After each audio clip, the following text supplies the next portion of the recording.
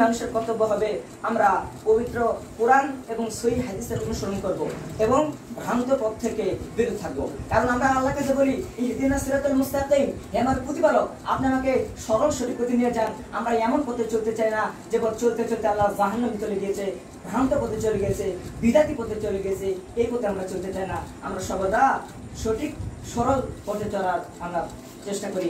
আল্লাহ তাআলা আমাদেরকে সর্বদা সরল সঠিক পথে চলার তৌফিক দান করুন, সকলে আল্লাহুম্মা আমিন। এবং আল্লাহ সুবহানাহু ওয়া তাআলা আমাদেরকে এই বিদআত, এই ভ্রান্ত আমল, নিকৃষ্ট আমল থেকে আল্লাহ সুবহানাহু ওয়া তাআলা বেঁচে থাকার তৌফিক দান করুন, সকলে আল্লাহুম্মা আমিন। এবারে বক্তব্য করলাম ওয়া আখিরু দাওয়ানা আলহামদুলিল্লাহি রাব্বিল আলামিন। আসসালামু আলাইকুম। তারপরে কিন্তু সে বক্তব্য শেষ করছো, তার মানে তোমার তুমি শেষ, তারপরে তোমার গাড়ির তেল শেষ, তুমি আর আগে যেতে পারতেছো না, সময় আছে তুমি যেতে পারতেছো না, তাহলে আমি বুঝবো তুমি আর বেশি পারবো না, তাহলে কিন্তু আমার ধারণা তুমি খুব একটা ভালো নাও না। তোমার সময়ের মধ্যে শেষ করা লাগবে, সময় আগে শেষ করা ভালো, কিন্তু এত আগে ভালো নয়।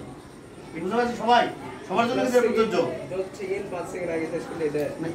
ওয়ার্নিং দেওয়ার পরে শেষ করবা, লাস্ট ওয়ার্নিং তো হবেই, হ্যাঁ লাস্ট ওয়ার্নিং তো হবেই, হ্যাঁ, কিন্তু এই ওয়ার্নিং এর সাথে সাথে শেষ করাটা করে ভালো লক্ষণ নয়, এটা বোঝানোর জন্য আর কি। বুঝতে পারছো? প্রথম সতর্ক ওয়ার্নিং এর সাথে সাথে বক্তব্য শেষ করা দরকার নেই। তার মানে কি আমাদের হাতে আরো এক মিনিট আছে, আর একটু কথা বলতে পারো। আচ্ছা এক গেল লাস্টে আগে বললাম যে হে নবী তুমি লাস্টে একটা কি বললাম, হ্যাঁ ওই দুটি আনসার করুন, এই একটা তাই না? এই আয়াতটার অনুবাদ কিন্তু আমার জানার মধ্যে খুব একটা ভালো হলো না। এই আয়াত যে আয়াতটা তুমি পড়ছো, হ্যাঁ ওই দুটি আনসার করুন, সেটার আয়াতের অনুবাদ তুমি যেটা বললা সেটা আয়াতের অনুবাদ হয়েছে? হ্যাঁ বলো। যদি আপনি অধিকাংশ দুনিয়াতে অধিকাংশ মানুষের যদি আপনি অনুসরণ করেন তাহলে তারা আপনাকে আল্লাহর পথ থেকে বুঝবে। একটু আগুন একটু বলো, তখন কি বলছো তুমি যে তুমি যদি কোরআন হাদিস বাদ দিয়ে হ্যাঁ সাধারণ পাবলিকের অনুসরণ করেন তাহলে আপনি কি এটা হলো না, হ্যাঁ এরকম কিছু বলছো না, হ্যাঁ বলনি? তার মানে এটা কিন্তু আয়াতে যথার্থ অনুবাদ হলো না। এই কথাগুলো তুমি কিন্তু খুদবাত বলতে পারো, আরে বলো কেউ বুঝবে না, কিন্তু এরকম বৈঠকে কিন্তু তোমার আমার চেয়েও আরো ভালো ভালো লোকের সেখানে থাকবে।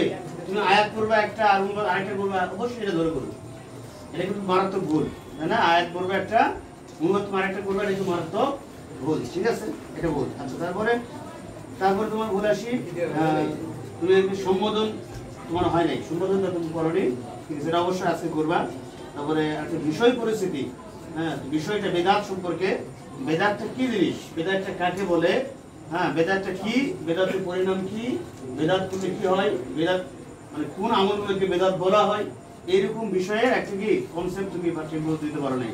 বেদাত সম্পর্কে আলোচনা করবা এই পর্যন্তই, কিন্তু আর একটু ভালো আলোচনা করা লাগবে বেদাত সম্পর্কে। আরেকটা হচ্ছে লা তুবতিলু আমালাকুম, এই আয়াতটি হাফেজ আছে কেউ?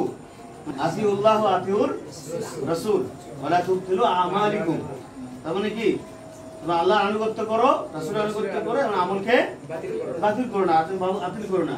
তো এখানে তুমি আমলকে বাতিল করো না, এই বিষয়টা কিন্তু বেদাতের সাথে সম্পৃক্ত করছো, হ্যাঁ তুমি জানো সেটা গুণ আছে তোমার, হ্যাঁ এই আয়াতটাতে তুমি বুঝাতে যাচ্ছ যে কি আমলটা কি আল্লাহ রাসূলের আনুগত্য না করলে আমল কি হয়ে যায়, বাতিল হয়ে যায়। তো সেটা তোমার বেদাতের সাথে সম্পৃক্ত বুঝাতে হবে, হ্যাঁ সেটা কি বুঝাতে হবে যে বেদাত আমল মানে কি রাসূল সাল্লাল্লাহু আলাইহি সাল্লামের সুন্নতের অনুসরণ না করাটা হচ্ছে কি বেদাত, আর সেই বেদাত করার কারণে রাসূলের আনুগত্য হয় না, যে আনুগত্য না হওয়ার কারণে ওই আমলটি হয়ে যায় মানে বেদাত নয়, বাতিল হয়ে যায়, আমলটা বাতিল হয়ে যায়। এই বিষয়টা একটু ভালো লাগবে, তুমি এখানে বুঝাতে যাই একটু বলতে যাচ্ছ। আরেকটা বিষয়টা হচ্ছে এই যে ফাইনা ফারিল হাদিসে কিতাবুল্লাহ, এই হাদিসটা বলছো বেদাতের বিষয় নিয়ে, এই পুরো হাদিসটা অনুবাদ করার দরকার নেই, সময় তো আমাদের শুনতে হবে। তোমার কি শারুল উমরে মুহদাসাতুহা, তাই না? শারুল উমরে মুহদাসাতুহা ওয়া কুল্লু মুহদাসাতিন বিদআহ, এই অংশটুকু তুমি নিয়ে আসবে। এই যে ফাইনা ফারিল হাদিসে কিতাবুল্লাহ ওয়া হাদি হাদি মুহাম্মদ, এত বিস্তারিত হাদিসের অনুবাদ তোমার প্রয়োজন, তোমার সংক্ষিপ্ত সময় হাতে মাত্র খালি ঘেটে তুমি বলে দেবা মূল বিষয়টা, বেদাতের পরিণামটা কি, বেদাত করলে কি হবে, হ্যাঁ এই বিষয়টা তুমি ভালো মতো আয়ত্তে নিয়ে আসতে পারো নি। এগুলা কোনো ভুল আছে, হ্যাঁ একটু শুরু করবা।